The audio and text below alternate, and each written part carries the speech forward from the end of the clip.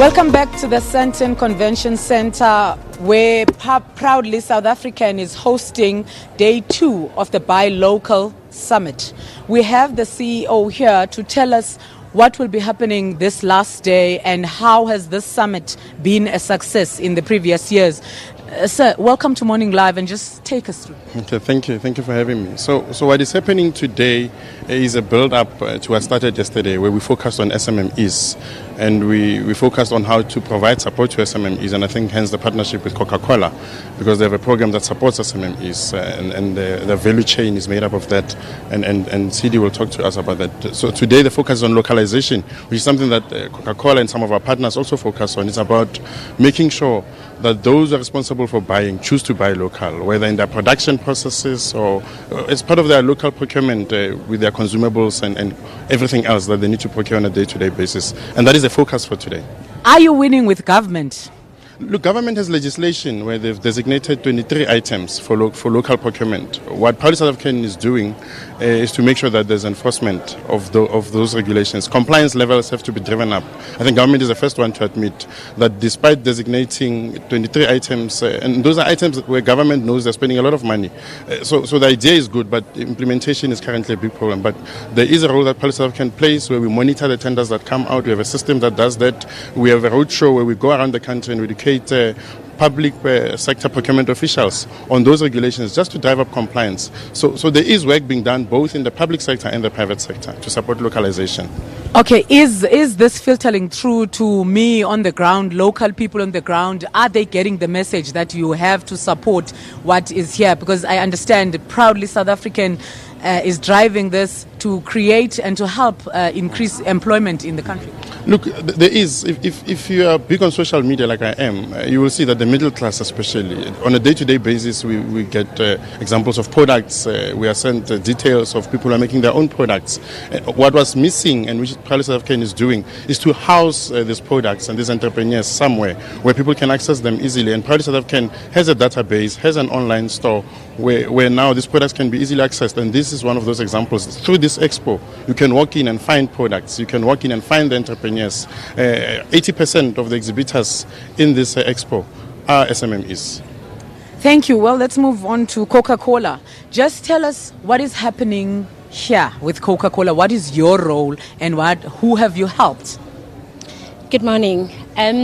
We are part of the headline sponsors for the Proudly SA Summit. We do that because, one, we have been in the country for over 85 years.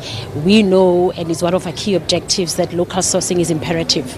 Our business is so local. You know, if you walk around, you'll find our plants in Devland, in Phoenix, in Tembisa. So it is so local. It's important for us to remain local. The type of businesses that we support within the value chain, the one from the supply raw input side, but also from the retail, which is really the hardcore where our products get to be enjoyed. We support in the distribution value chain what we call local distribution partners. These are what I would call distributing franchise, owned by local South Africans, employing local young South Africans in townships, and we work with them to distribute our products. On average, we have about 152 of them operating currently, and on average they employ about 25 people. So they've created about 3,000 jobs since they've been around. The youth employment is a challenge, is critical. Our products, they're enjoyed by families generally. We need to make sure that young people can get, one, employed in the value chain, but two, create jobs themselves. So we've got a program that we call Business in a Box. It's a franchise container business. It comes fully stocked, but in there we want young people, ideally 50% young women, that are committed to running their own businesses, that are willing to put in the time, and they're willing to make a difference in their communities. So far, we have about 23 of them fully operational. By end of this quarter, we'd have additional about 50, and then by end of the year, we're chasing about 300. Are these people in Gauteng only or throughout the country? And also, how do you screen? How do I get this business? So they are across the country. We started 2 years ago in Welkom as a pilot. It has been extended across the country in partnership with small business development and with local governments as well. If you are interested as a young person, one, you can contact us. Then secondly, what we do, we go through what we call national town halls. So we'll get to a community with local municipalities. We use local radio stations. We invite young people to come. At any given point when we make the calls, we have about 1,000 young people coming. Really a testimony to the challenges that young people are faced with. Through that process, we screen them for their entrepreneurial skills, for their sales skills. Then we take them through about 6 months of pre-training and then 2 months of immersion where they get to run their containers full-time in practicals. Post that, they get their containers, and then we give them mentorship 12 months post-implementation. And this is really to make sure that they don't fail. I know this is about youth. What do you cater for older generation, maybe if you've passed the 35 mark? And also, does the youth have to obtain a certain level of education, or is it grade 12 or... So let's start with the older generation, my generation. First of all, besides this, we've got our supplier transformation program. We've been speaking about it since last week. We've committed to transfer about 1.3 billion procurement spent. That is predominantly in raw materials input, where we have huge challenges.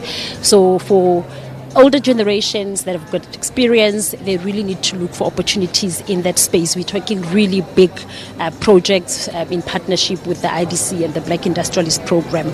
Our biggest challenges there is with agricultural fruit inputs, where we're struggling to get local sourced juice for our brands. And then in terms of the other side, you asked about education. So they need minimum metric.